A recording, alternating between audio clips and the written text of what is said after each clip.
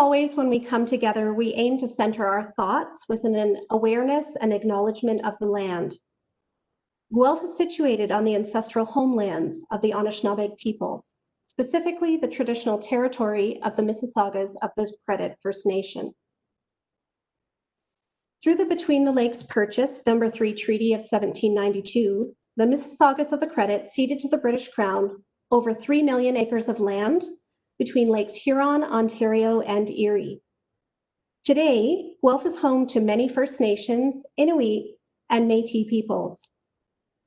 Guelph Museums commits to the Truth and Reconciliation Commission's calls to action. We must do more to learn, share, and support truth and healing. And when we started the History Bites series, we spent some time in close conversation about the land, its history, and its peoples.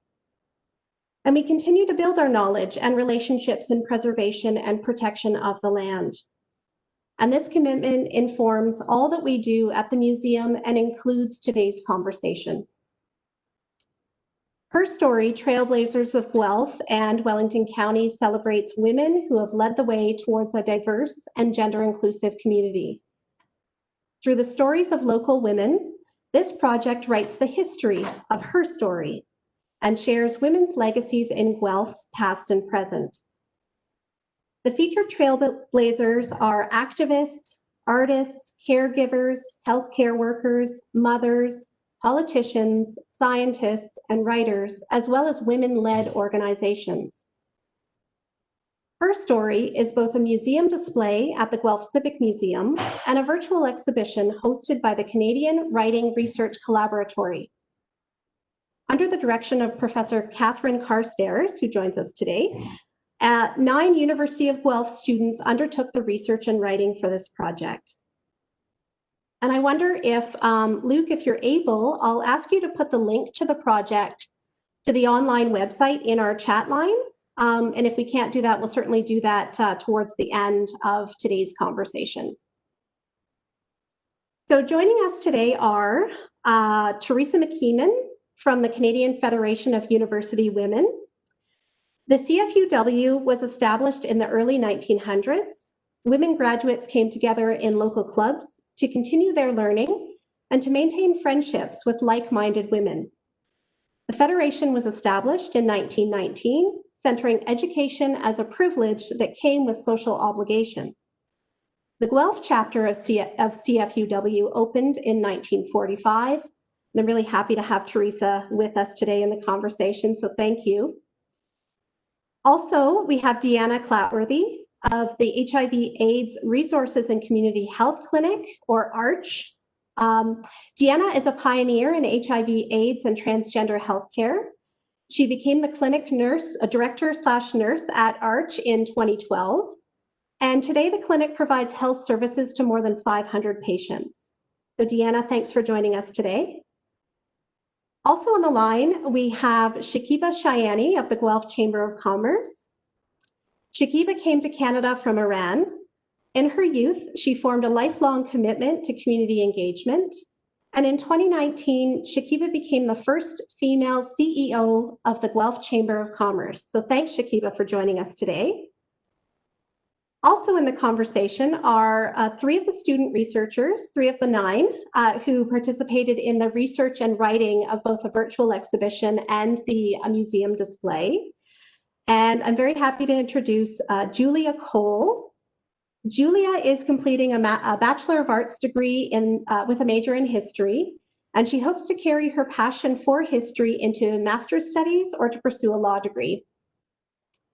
As well, we have Katrina Stefani on the line, and Katrina is a performer, writer, social activist, and queer transgender woman. She has a master's degree in geography and is currently focused on history and gender studies. Also, Shelby Mawson. Shelby is passionate about science and history and holds degrees in both biology and liberal arts. He has lived in Guelph for a number of years and fallen in love with the community and its history. So thanks, Julia, Katrina, and Shelby for joining us today. We also have Catherine Carstairs. Catherine is a history professor at the University of Guelph. She has edited and authored a number of books on feminist history, the history of public health, and of illegal drug use in Canada. And of course, as I mentioned earlier, Catherine also led our students in their research studies and in the development of the project. So thank you, Catherine, for joining us today. And thank you everyone for listening. We'll get started. We'll get right into the questions, of which I have a few pre-prepared.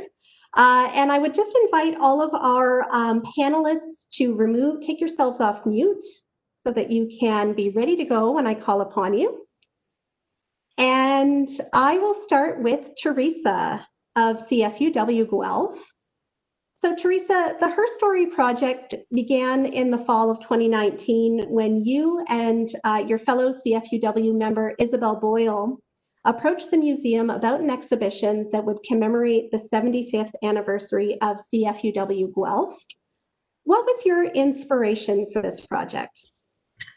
So the idea for the project actually came out of a Scholarship Institute for International Women's Day in 2019, where we developed a series of posters looking at historical achievements in Canada in women's rights. And we created a series of posters. And if you want to see the posters, they're on display at the main library right now for Women's History Month. But as we were creating these posters, we thought, well, what about local women who've contributed to the advancement of women's rights? And we knew that there were a lot of them out there, past and present, and we really wanted to do something.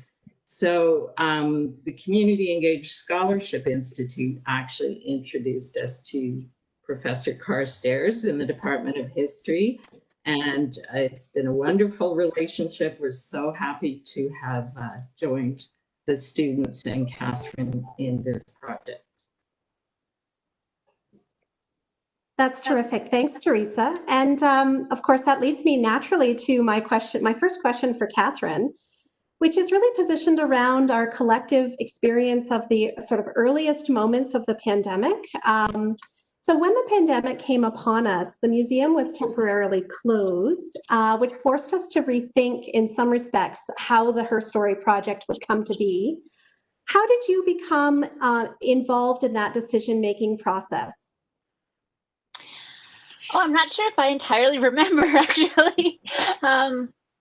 So when I was approached by the Community Engaged Scholarship organization, I think we already realized that it would have to be a virtual project, that there might be some possibility, which fortunately came to pass, of having a physical exhibit as well. But I think by that point we were into May, and so it was pretty clear that the pandemic might call a physical exhibit into question. So we sort of started from the beginning thinking that it would be a virtual project. That's so interesting, because as a museum curator, I often think first and foremost about the museum display space. So when I had my first conversations with Teresa and Isabel, I was fully imagining a physically realized display that would share the research. And we did talk about, whom we could work with in sort of gathering the information and deciding just who our trailblazers might be, who would have focus within the context of the project. So I just want to thank you publicly both for being persistent and really fearless in the face of all the challenges that we were collectively facing at that time, and really made this project come to life. I'm going to now shift to Julia, who's one of our researchers. So Julia, you conducted research on 3 trailblazers, including education crusader and activist Adelaide Hoodless, and Marie Scott, who was the first Black nurse to graduate from St. Joseph's Hospital in Guelph, as well as, of course, CFUW Guelph. And my question for you today is, what did you learn about the Canadian Federation of University Women in the course of your research? Thanks, Dawn. I guess I learned so much about the CFUW Guelph and the organization as a whole during my research. But I guess throughout all of it, because there's so many initiatives and amazing things that the organization has done in their time, both the sort of overall organization in Canada over the last 100 years and the organization in Guelph over the past 60 plus years. But I think that one of the common themes that I sort of got from my research was the very community-based, women-focused initiatives that are, geared towards education and community building. And one of the things that I loved that I wanted to share was the initiative centered around creating the Guelph Civic Museum, in which the CFUW Guelph was a big player in making that happen. So I think it's just kind of a great full circle moment to have the exhibits displayed sort of in a museum that was a big project for the CFUW. I'm so glad that you worked that point of connection, Julia. That's really great. Absolutely. And yeah, that notion of full circle, and also I think the permeating thread through all of the narrative is really around that sort of interest in community growth, our collective growth, while still advancing the individual talents and interests of women in our local community. So thank you for that. And thank you for reminding us all that, of course, CFUW was instrumental in the establishment of the Guelph Civic Museum, which is where I'm seated today. I'd like to shift my questions now to Deanna. So you're described as a pioneer in HIV/AIDS and transgender healthcare. What does the word pioneer mean to you in the context of the work that you do in the Guelph community? I think for me, a pioneer is someone who sets out with some difficult work or accomplishing tasks that haven't been done before. And we noticed a gap in care in our community, that transgender folks were not getting care. And there's really a gap in care across our whole country for transgender care. So identifying that need, going to the folks who know best, going to the transgender community and asking exactly what they need from us, and then building a program around that to offer that care. Yeah. Thank you so much for that. I know for me, when I encounter the word pioneer, it plants a lot of sort of ideas in my head. And I wondered if you could extend what you've already said about sort of the need in the community that Arch and you in particular are trying to fill, but really reflect on, how your leadership is sort of directly impacting the community in different ways. So I know that you're very involved as a nurse at Arch. But additionally, you're also involved in the community in other ways. Could you share with us some of those projects that you're engaged in?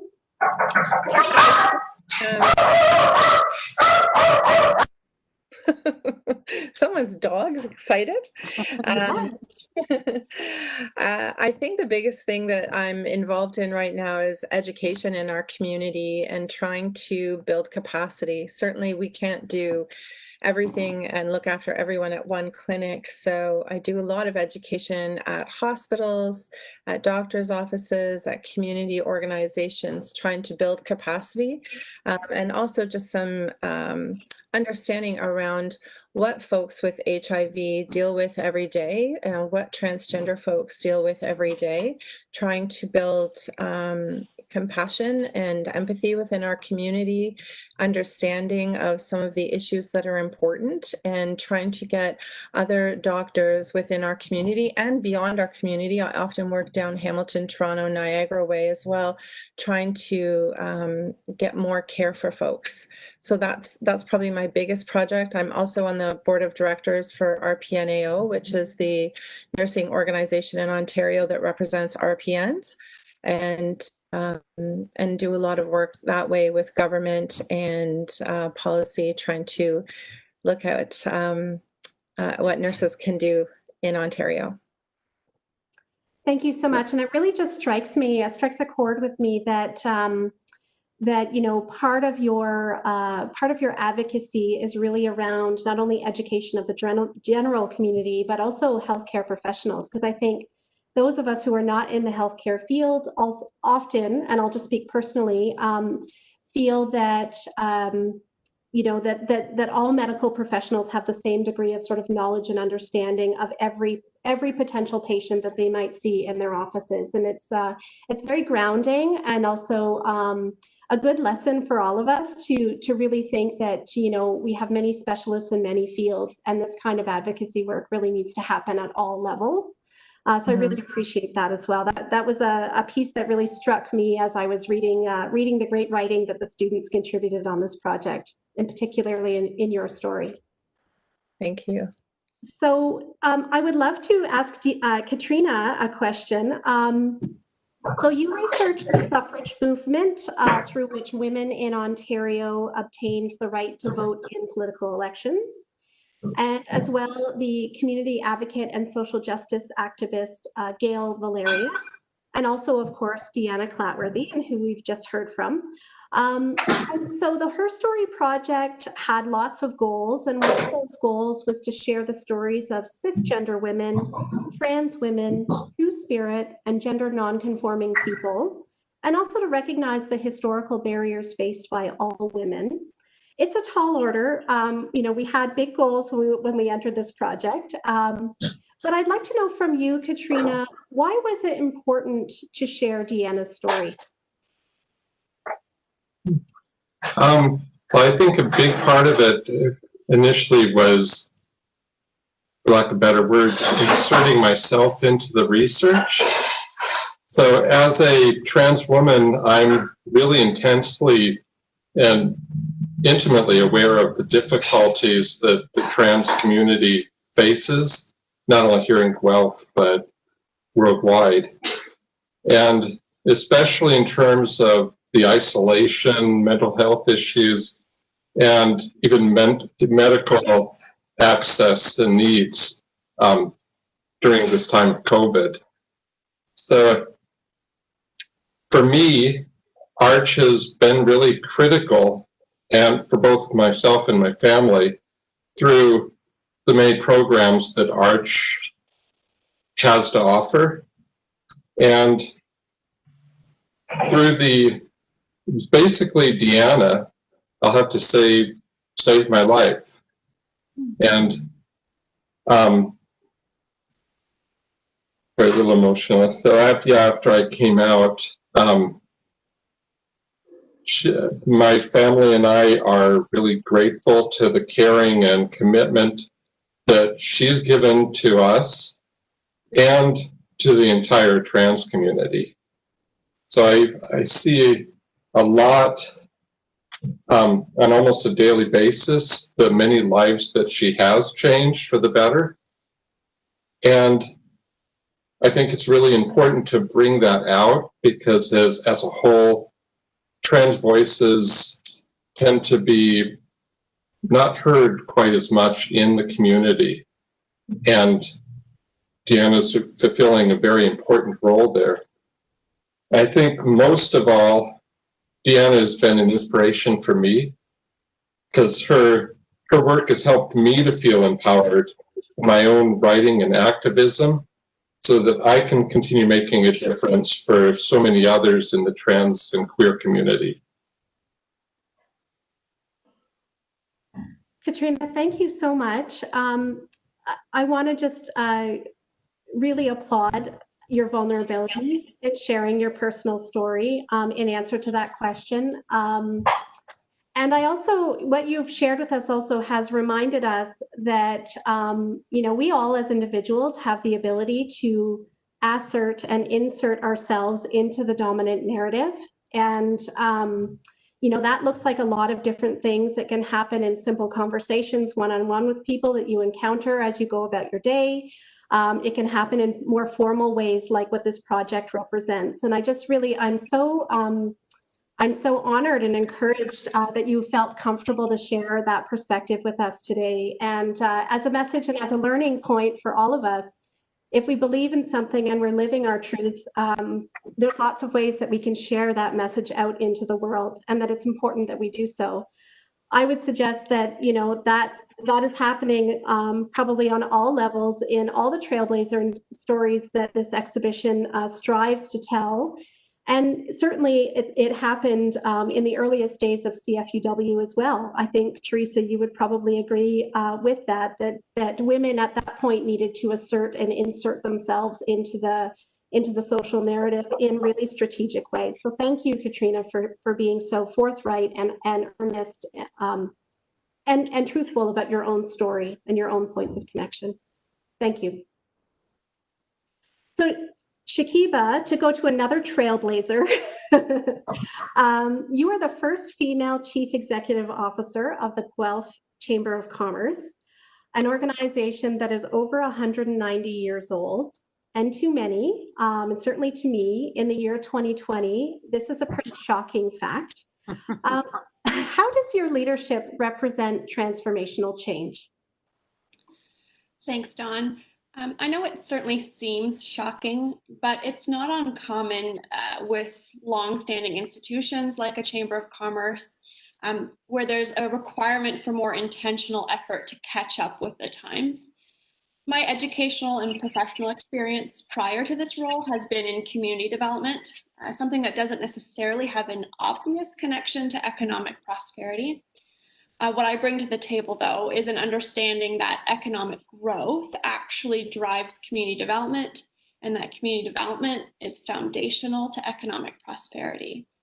Because at the end of the day, behind business are the people, the local owners, the employees. They are us, our neighbors, our friends and family. And we need a thriving and healthy business climate to be well, and we need to be well to contribute meaningfully to our work. So additionally, to that perspective, as a young-ish woman of color, I bring a perspective that more accurately reflects the makeup of our community. I also bring a really hyper-local perspective to the work. Guelph is my hometown. So I'm hoping that all of those factors, in addition to my awesome team's commitment to our vision, will continue to propel our organization and our community's success forward. Thank you so much. Yes, I wasn't sure exactly how you would answer that question, and because change can mean so very many things. And I think to your point, you know, it happens in a lot of small ways all the time, and then it happens in big and profound ways. And when we wave the banner around sort of the first anything, and you do hear this and encounter this narrative in this project in particular. We celebrate the firsts because I think collectively we think about those moments as sort of an event from which we can build, or an opportunity to restage or reset the course for not only the organizations that we're connected with, but also for the communities that we're seated within. So thank you so much. And I'm excited to see the work that you're doing at the Chamber. And we'll, you know, it's a fairly new position, so we'll see how you shape your vision over the years to come. Very excited to have you there. And so sort of building upon what you've shared with us now, I'd like to shift over to Shelby. So Shelby, you researched leading veterinarian scientist and researcher Dr. Parvati Basra, as well as Gwen Jacob, who advocates for the legal and societal equality of women. And of course, also Shakiba Shayani, who we just heard from. Shelby, what did you learn from Shakiba about her role and the future of the Guelph Chamber of Commerce? I learned quite a lot, as Shakiba already said herself, that I was in awe at how much the term community developer really applies to Shakiba. She has been committed throughout to Guelph, her hometown, and I really think that idealism and that perception of linking economic prosperity with community development is something that's really groundbreaking in a way and really pushes things forward. I was also struck at how socially conscious she was and how she's looking to bring that also into the Guelph Chamber of Commerce, for instance, ensuring that there's a committee to examine diversity within the organization and without, and to ensure that the Guelph Chamber of Commerce truly does represent the entire community and not just a select few, and the community works to better it, and it works to better the community. Yeah, and Shelby, did you know much about the chamber before you started your research? Very little. I knew about its general goals and its general purpose, but I did not know about its age of 190 years old. I thought it was a much younger organization, and I too was taken aback when I heard that Shakib was the first female CEO. But I definitely, when I learned more about it, I saw how it truly was committed to the economic prosperity of the community, and it's a great institution that is, I think, is the perfect place for some new and fresh ideas. Yeah, absolutely. And I think maybe in testament to the Chamber of Commerce's ability to adapt and grow and reflect their community, maybe the fact that we're all shocked at its age is a good thing. Because that suggests to me, at least, that it is an organization that has a legacy, but that actually is really in touch with its community at large. So more exciting things to come, definitely, from the Chamber. Thanks, Shelby. My next question really is one that could be answered by any and all of our student researchers, as well as you, Catherine, as the leader of the sort of research component and the developer of the virtual exhibition that we call the Her Story virtual project. And this is a question that I'd really like to dive into a little bit, which has to do with how we figured, or how you figured, you would focus in on just 25 trailblazers whose stories would be shared in this project, because we're probably all, those listening and those in this call, are thinking of umpteen other individuals and organizations who have really blazed trails, frankly, both historically and are doing that work today. And so I'd love to hear from you in terms of how you decided whose stories you would tell in this project. Catherine, did you want to lead? Sure, I can lead. So the students started by researching all of the women who had been selected as YWCA Women of Distinction. So that was one of their first assignments. So they each took 2 years of the winners, and they did research on all of them, and then we shared those as a class. And so we put together, I don't know, some sort of massive document, 60 pages of all the research that the students had done on these women. And then, on top of that, I had been putting out on Facebook and Twitter, because I've been in Guelph for a long time now and have a lot of community connections. So I put out sort of my own call for nominations and tried to get people to circulate that. So we had nominations coming forward from that. And then on top of that, the CFUW really wanted to make sure that community organizations had the chance to put forward nominations. And so we contacted about 30 community organizations to see if they had nominees. So we had through all those things, we got a lot of nominations to consider. And I think for the students, they can speak to this individually, that it was really, really hard to decide who they wanted to focus on. But ultimately, they came forward with a few suggestions each.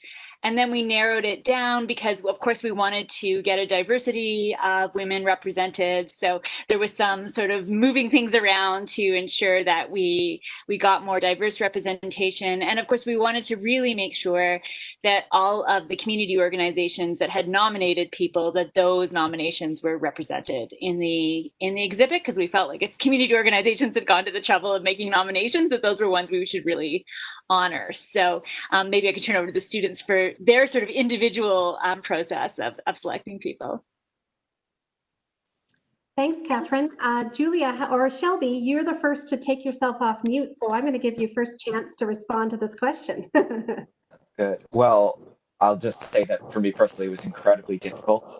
And before I even go on, my hope is that this is a continuing project, that other researchers will pick up the torch and the mantle and continue on, because there are so many stories that deserve to be told.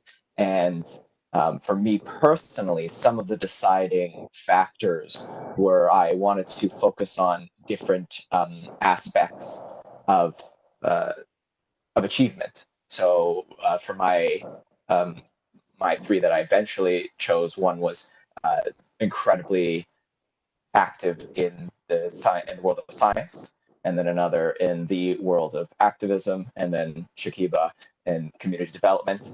And I wanted to make sure that all of these incredibly important endeavors were reflected. And those were the main methods by which I narrowed it down, because it was so difficult with so many excellent candidates, as well as incredible stories and just monumental achievements, that I really wanted to go further, but I wanted to ensure that those aspects of achievement were reflected. Thanks, Shelby. I really appreciate the challenges that you described there. Katrina, did you want to join in on that question? Sure. I think, like everyone else has been saying, it really was a very difficult process, because there are really so many women that are making a difference. So it's almost impossible in some ways to really make a full decision about focusing on only a small percentage. But I think for me, my biggest thing I was looking for was to make sure there was a good representation of diversity and intersectionality, which I think tends to be an issue in a lot of research, that it centers on the dominant culture, of course. And I think it's really important to not only look at other cultures, but ages and backgrounds and experiences when we're really trying to feature this kind of exhibit. Absolutely. And I would extend that to the museum space as well, that's the same challenge that we face when we're trying to decide what narratives we want to share publicly, when to share them, who in the community do we need to have those essential conversations with, whose voices really need to be told, and also who are the people with voices that want to be heard, right? So it is a great challenge. And Julia, did you have some thoughts that you'd like to share around how you decided to tell the stories that ended up in this exhibition? Yeah, I guess I would agree with what everyone said so far. It was a really hard thing to sort of narrow down to sort of three people and organizations to focus on each. But I would say that for anyone who's had the chance to read the stories that we did get to tell, it's easy to sort of become attached to those stories and become invested. So for me personally, researching, getting to engage with those stories, my top 5 to submit to Catherine became top 6, because there were just so many amazing stories that I wanted to tell. So I think just coming sort of out of the project and hopefully continuing it, like Shelby said, there'll be opportunities to expand the collection to more and more stories, so we can really share those. Fantastic. And we're going to do an extra shout out in the context of this conversation today to our listeners, and also to our broader community as well. So building on that, I'm curious to hear from our trailblazers. So Teresa, Deanna, and Shakiba, when you first learned about the Her Story exhibition, what compelled you to take part in the project? And maybe I'll invite Deanna to answer that question first. Well, first of all, I was taken aback when I got the email. I was extremely honored, but I'm quite passionate about our community. I was born and raised here, and passionate about our community members and hearing the stories of others. So I was extremely honored to be included amongst this list of incredible women, and was really excited to hear everyone else's stories. Absolutely. And Shakiba? I mean, ditto for sure. I was honored off the top. I have professional and personal relationships with Teresa and Catherine, so I was really moved at the opportunity to kind of be accounted for among the presence of so many trailblazers. And, you know, kudos, I have to say, to my team. I think everyone needs a good cheer squad. My team at the Chamber really encouraged me to participate because they see that there's trailblazing happening at our organization. So to me, what's been important is to try and highlight that regardless of your beginnings or your, you know, the number of accolades you may or may not have, you can achieve success if you're authentically yourself and passionate about what matters to you. So it was been a great honor. Thanks, Shakiba. And of course, Teresa, you were part of the group that brought this project to the museum and inspired the connection to Catherine and her students. So for you, this question is a little bit modified, which is to say, you know, what did you hope would be the impact of this project once you saw the lists of names and the associations that those individuals had to community work and you know, present day in the present day context, but also historically, you know, when you had a chance to sort of reflect on the breadth and scope of the project and the stories that it would tell, what were your hopes in terms of how the project would reach our community? Yeah, so for me, I think, you know, it's a huge loss that women's voices are not always heard. And so we know historically the history books are full of the stories of men, and what a loss it is to not know sort of what women's roles were and how they experienced society. And so, and we know even today in the media and so on, women's voices are not heard at the same level as men's, and other diverse voices, not just women. But we live in a modern society, and by hearing everyone's voices really gives us a better understanding of how we need to move forward and how we can make our community a better place for everyone. So that was sort of my motivation to bring this project to life, and it's been great to be part of it.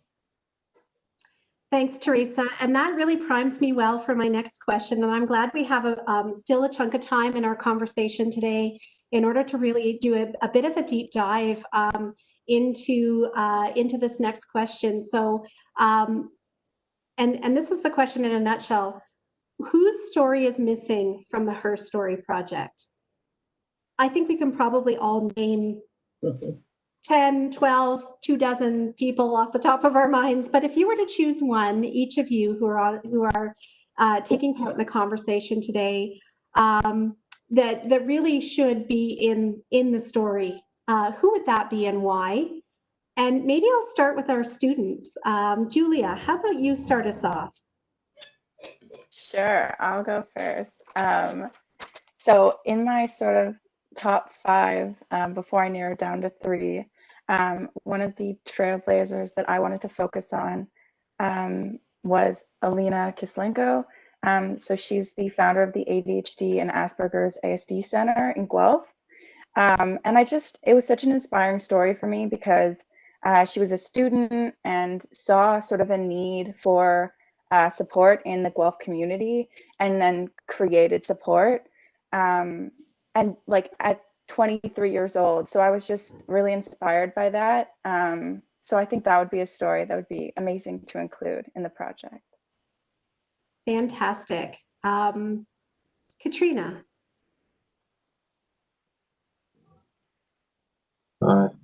No, this is such a difficult question, and I've just been racking my brain trying to find any one person that I could list that should be in there. I think one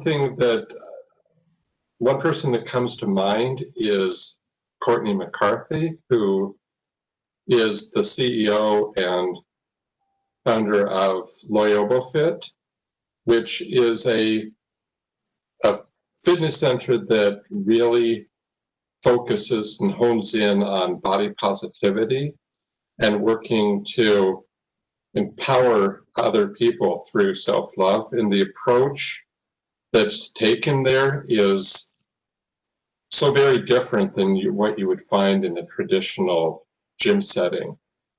So I think that would be a voice right off the bat that I would love to see included. Terrific. Yeah, great suggestion. And I really appreciate that perspective. Shelby, how about you?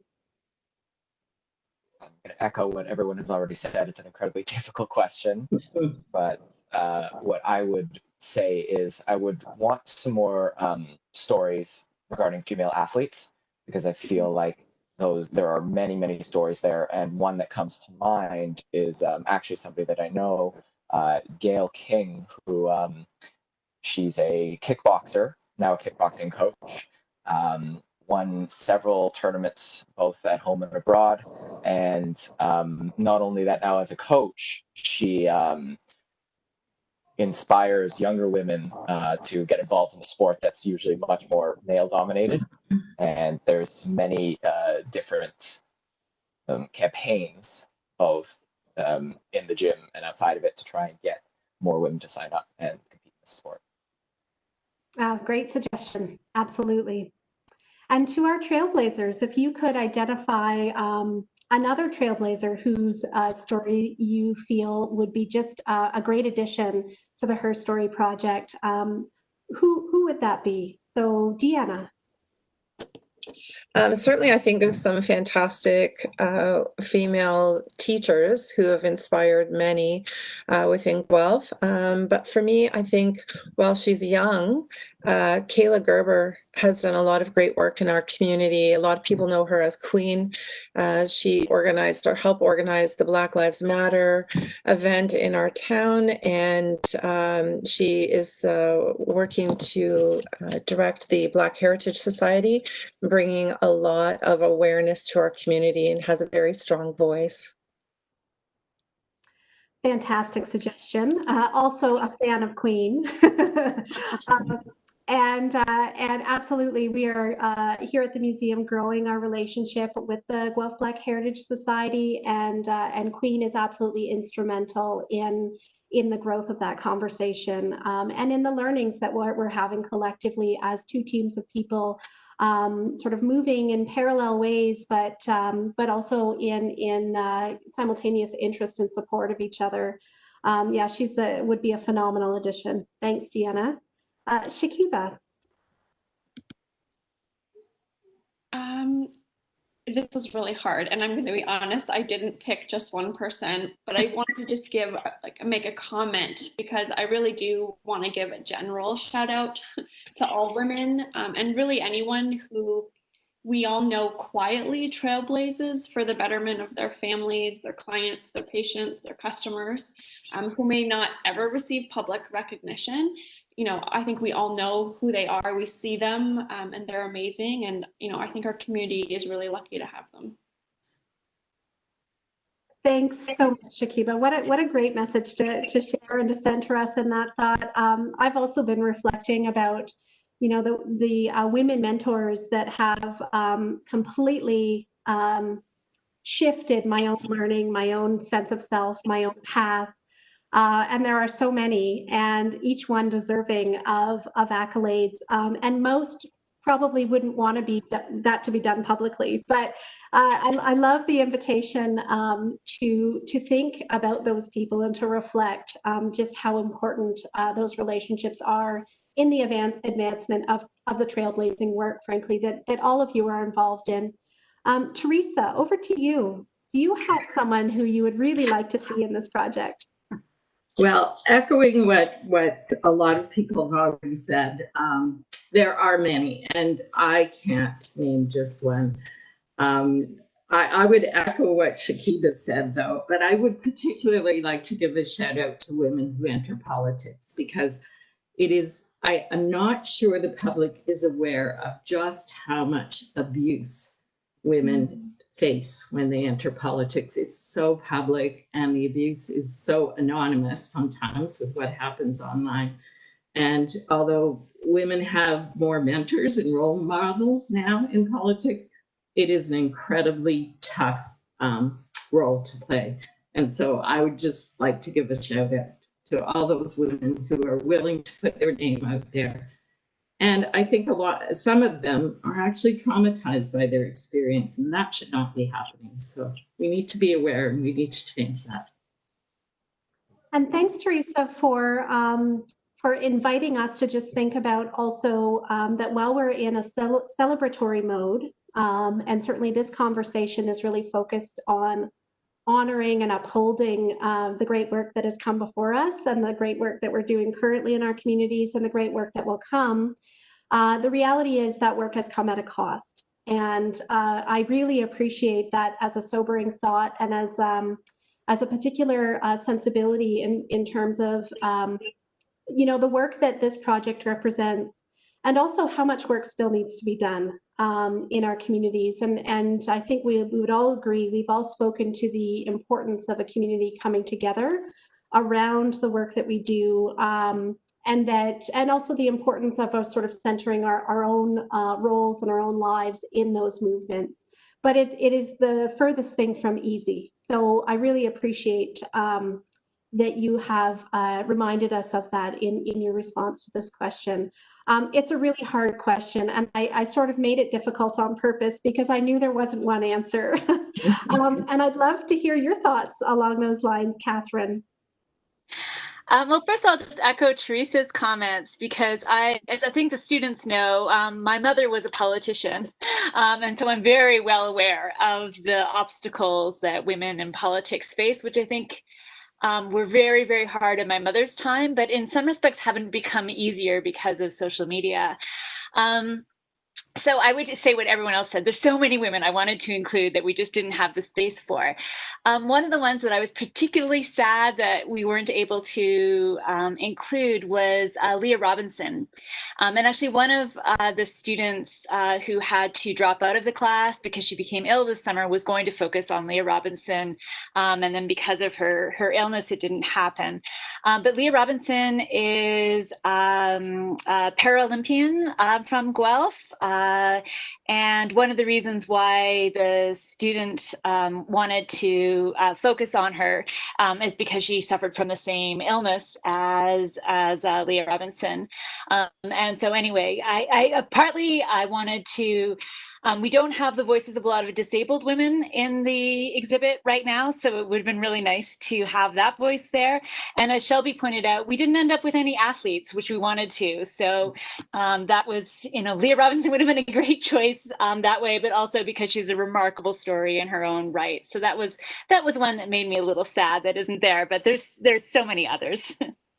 And thanks so much, Catherine, because just by virtue of sharing that thought with us today, you have inserted her into the narrative.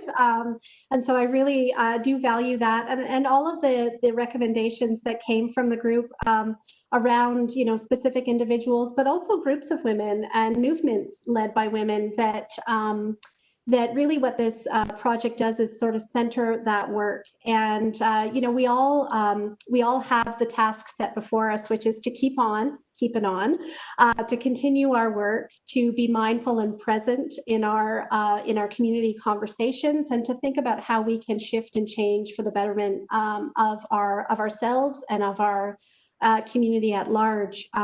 We have just, believe it or not, just a few minutes left in our conversation today. And I wondered if I could go off script for a minute and just invite our visitors, our listeners today, and also those that will listen to this broadcast after the fact when it gets shared out, the recording gets shared out, just to really think and task us each with sort of thinking about who should be in this story and whose stories should be told in the context of a project like this.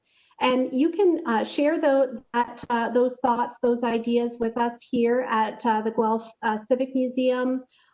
All of our social media platforms are available to you. I'll try to get those circulated. Certainly, Sarah, who is supporting this work, she's a member of our museum team here, is working away on all of those fronts. And we're really interested in sort of putting that question out to the community at large.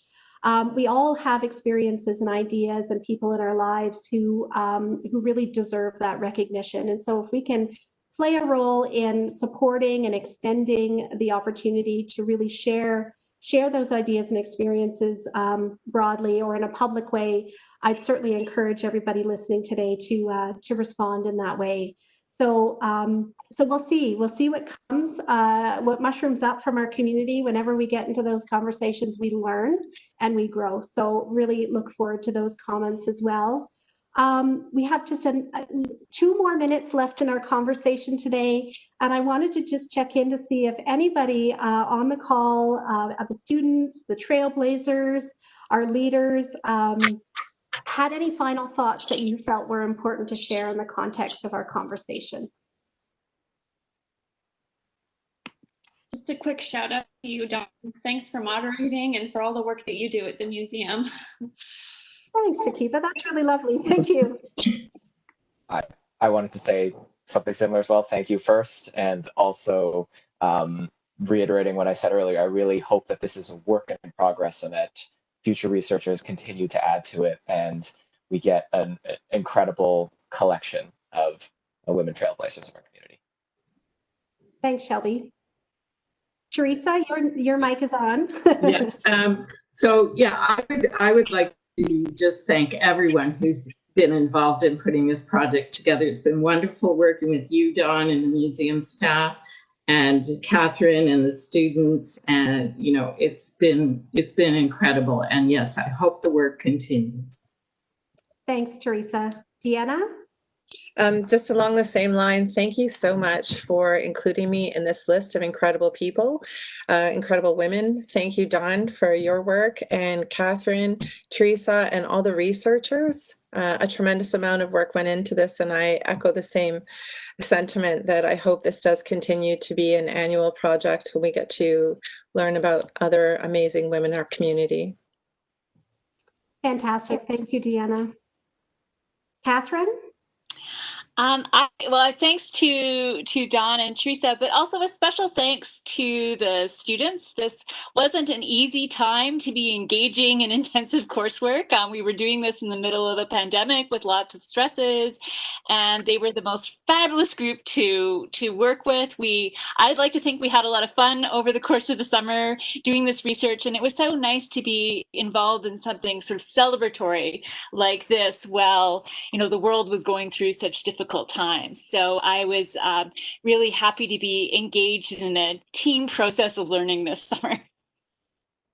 Fantastic. Thank you, Catherine, so very much. It is 1 o'clock, so we will have to end our conversation there, but this is just this part of the conversation. Really encourage everybody to go out and continue the thought process and the research and the reflection, frankly, in our own worlds, from our own spaces, just on the importance of those people who blaze the trails that we then follow. And maybe some of us are positioned and are focused on sort of blazing our own trails ourselves. So thank you. Thank you all for being part of the conversation today. Thank you to our listeners. Join us again on Wednesday, November 18th for the next installment of History Bites, which will be focused on the Second World War. And of course, we are in the 75th anniversary year of liberation. So that will be an important and again, a sobering conversation, but one that needs to be had. And so I really look forward to that moment and that conversation. But for now, thank you so much for being a part of our conversation today. And blaze on, ladies, blaze on. And Shelby. Thanks, everyone. Have a great rest of your day.